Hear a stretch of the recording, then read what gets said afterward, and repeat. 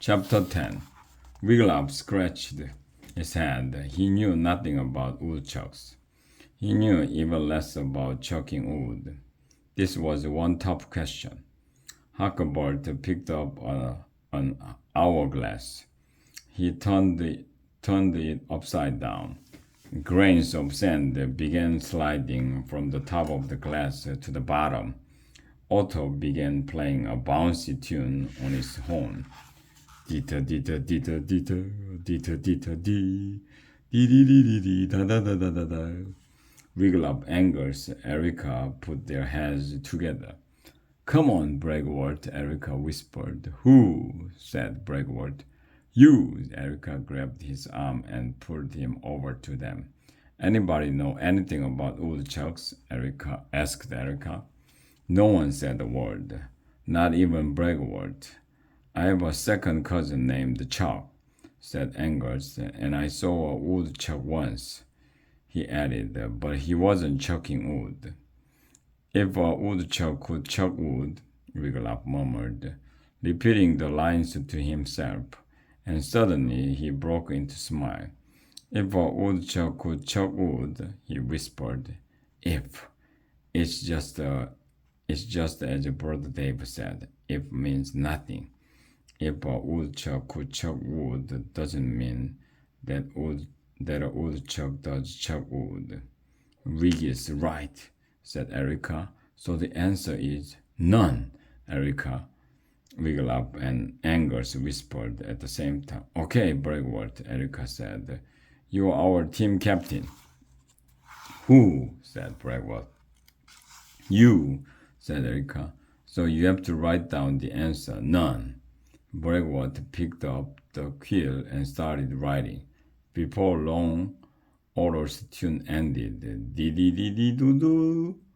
The sand has run out of the glass, said Huckleberry. Time's up, DSP. Do you have an answer? 200 held up their parchment. It said, woodchucks, also known as groundhogs, are members of the rodent family and are capable of chucking an absolutely enormous quantity of wood because of the way their teeth are. 200 shrugged. We ran out of time, sir, he said. I see, Huckleberry nodded. That is not correct, KRU. Lance held up the KRU parchment. It said, a woodchuck chucks until a woodchuck upchucks. At this, the audience cracked up. It took some time for Huckleberry to quiet everyone. That is not correct, KRU, said Huckleberry. KNC, your answer, please. Chauncey held up the KNC parchment. It said, 12 big trees. I'm sorry, KNC, said Huckleberry. That is not correct either. Everyone in the gym gasped. Was KNC going to lose all their points? Wiglaf's heart began to pound with excitement. If DSA got it right, they would win a huge pot of gold for Mordred, and honor and glory for their team. Wiglaf tried not to smile. Now was their turn to shine. He glanced over at the parchment in the Bregwort hand. He gasped. Bregwort had written hoo all over the parchment. Wiglaf shook his head at Bregwort, but Bregwort pressed his lips together. He looked very stubborn. DSA, said Huckleberry, what is your answer? It was too late to change Bregwort's answer now. Bregwort raised the parchment. Quickly, Wiglaf grabbed the parchment and flipped it over. Bregwort held up the parchment, but he was showing Huckleberry its backside, and that side was blank. You seem to be holding up a parchment with nothing on it, said Huckleberry. Who? Said Huckleberry. You, said Huckleberry. That is our answer, sir, Wiglaf said. Nothing. Huckleberry raised his eyebrows. So that is your answer? Yes, sir, said Wiglaf. The parchment is blank because the answer is none. You better be right, boy, Mordred yelled. Huckleberry smiled. And you are right, DSA, he said. You have answered the triple bonus question correctly. Your score of 1,280 is tripled, giving you a grand total of 3,840 points. As every other team lost all its points, DSA is the big winner of this year's All Schools Brain Power Tournament. Mordred and Brother Dave leaped to their feet, cheering and clapping. A few polite fans from the other schools clapped too. The trophy! Cried Mordred, running up onto the stage. Tears of joy spilled down his cheeks. Bring on the trophy, and don't forget to fill it with. He consulted a parchment on which he had been taking notes. 3,840 golden coins. Now, 3,840 golden coins. Now, the Red Knight and the White Knight appeared. They were pulling a cart that held a trophy, the size of which Wigglytuff has never seen. And spilling out of the enormous trophy were oodles and oodles of shiny gold coins. Ooh! Cried Mordred when he saw the winnings. Mine, all mine! Then his violet eyes rolled up into his head, and the DSA headmaster fainted dead away. The Red Knight and the White Knight grabbed him by the ankles. They dragged him off to the side of the stage. Sir Brum stood beside the gold-filled trophy on the stage. He waited for the crowd to quiet down. Thank you, ladies and gentlemen, Sir Brum said at last, and thank you, Huckleberry. Huckleberry bowed. Everyone clapped as the famous host flung his cape over one shoulder. They kept clapping as he bowed again and walked slowly off the stage. This has been a tournament to remember, said Sir Brum grumly. For the first time ever, Knights Noble Conservatory lost, and I can tell you it won't happen again. It was an amazing upset. Mordred groaned and sat up. DSA won the tournament, he said as he got to his feet. He stumbled toward the trophy and threw his arms around it, crying, Mine, all mine! Sir Brum stepped back from the gold-crazed headmaster. This solid gold trophy will go home with the Dragon Slayers Academy team for 1 year. Sir Brum continued. All mine, Mordred was muttering. 1 year? He straightened up. What are you talking about? 1 year? This is a traveling trophy, sir, the KNC headmaster said. You will have it in your DSA trophy case for a year. Then you must bring it back for the next year's tournament. Mordred's face fell. Oh, ooh, he cried. But the golden coins, they belong to me, all to me, do they not? That is correct, said Sir Brum. All 3,840 of them. Ah, said Mordred. That's not so bad then. Sir Brum made a little speech then. He said it was probably good for KNC to lose once every 100 years. He said the next year they'd be back on top again. There was one more round of applause. Then the fans stood out, filed out of the gym. Brother Dave hurried up onto the stage. He hugged each member of the DSA team. I never doubted for a moment that thou wouldst win, he told them.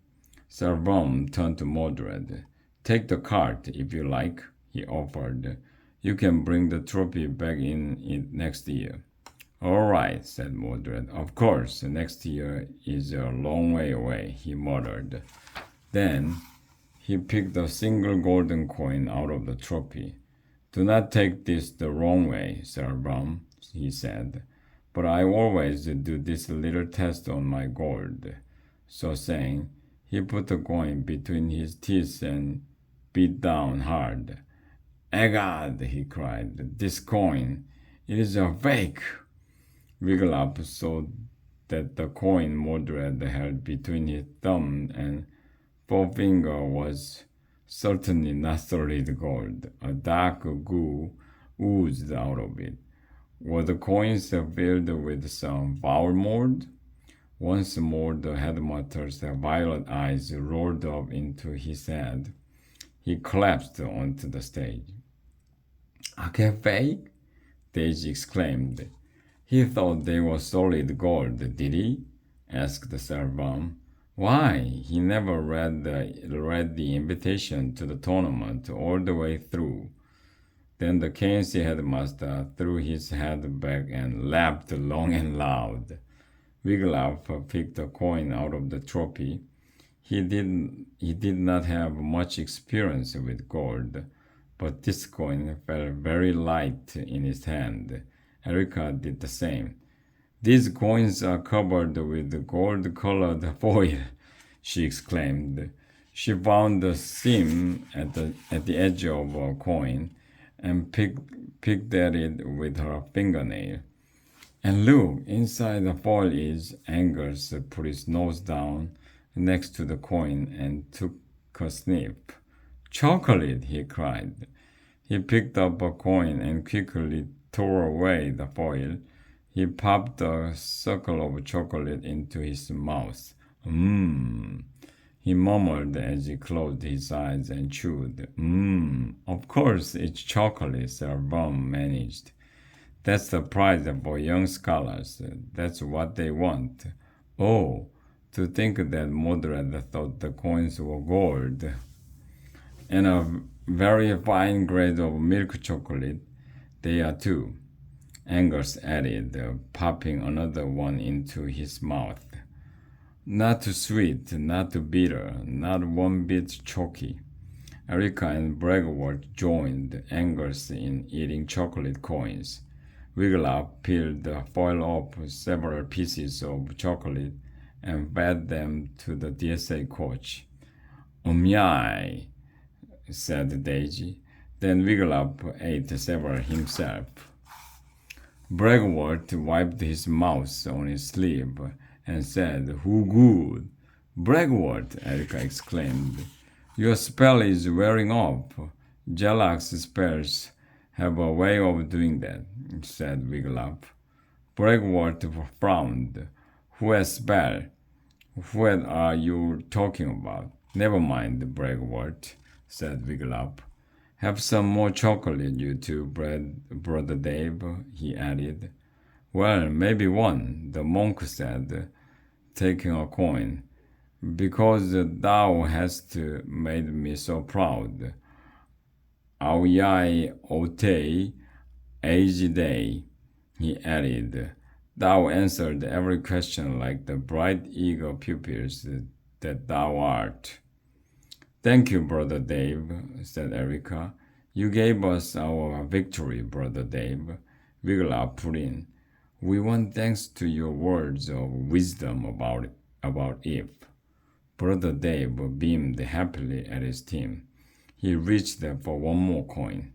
"There is just one thing that puzzles me," said Wiglaf. "And what, pray tell, is that?" asked Brother Dave. "Those questions about cabbage farming, washing dishes, and Sir Lancelot," said Wiglaf. "Why, it seemed almost as if those categories had been made for us." Brother Dave smiled. "Who dost thou think made up the questions from DSA?" he asked. "You?" said Wiglaf. Brother Dave nodded. "And this morning the knights just happened to pick 3 of my categories." He cast his eyes heavenward. "Miracles can happen. Never give up hope." Mordred stirred suddenly. He let out a pitiful moan. Brother Dave quickly grabbed the cart handle. "Here, lads," said the monk. "Takest thou this cart with thin trophy and shine coins, and runnest thou that way. Hurry, for thou dost not want to be here when Mordred wakes up. I'll say, said Angus, for he shall surely gobble up a big part of the chocolate himself, or he will try to sell it at sky-high prices to the students back at DSA, added Erica. Then let us be off, cried Wiglaf. He grabbed the cart handle and gave it a great yank. If we beat Mordred back to DSA, we can share our winnings with our fellow students. Free chocolate for all!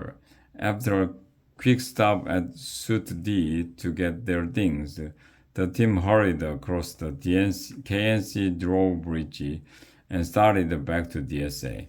I am the team captain, Bregwart said, as they headed up the steep hill. By rights, I should have the honor of pulling the cart to DSA. Certainly, says Erica. Absolutely, said Angus. If you insist, said Wiglaf. Erica handed him the cart handle. Bregwart took it. With a groan, he began pulling it up the hill. Wiglaf smiled as they wended their way back home. They had made a proud name for DSA at the tournament. Their bellies were filled with something besides ale, and when they reached the DSA with thousands of chocolate coins, they would surely be cheered as heroes.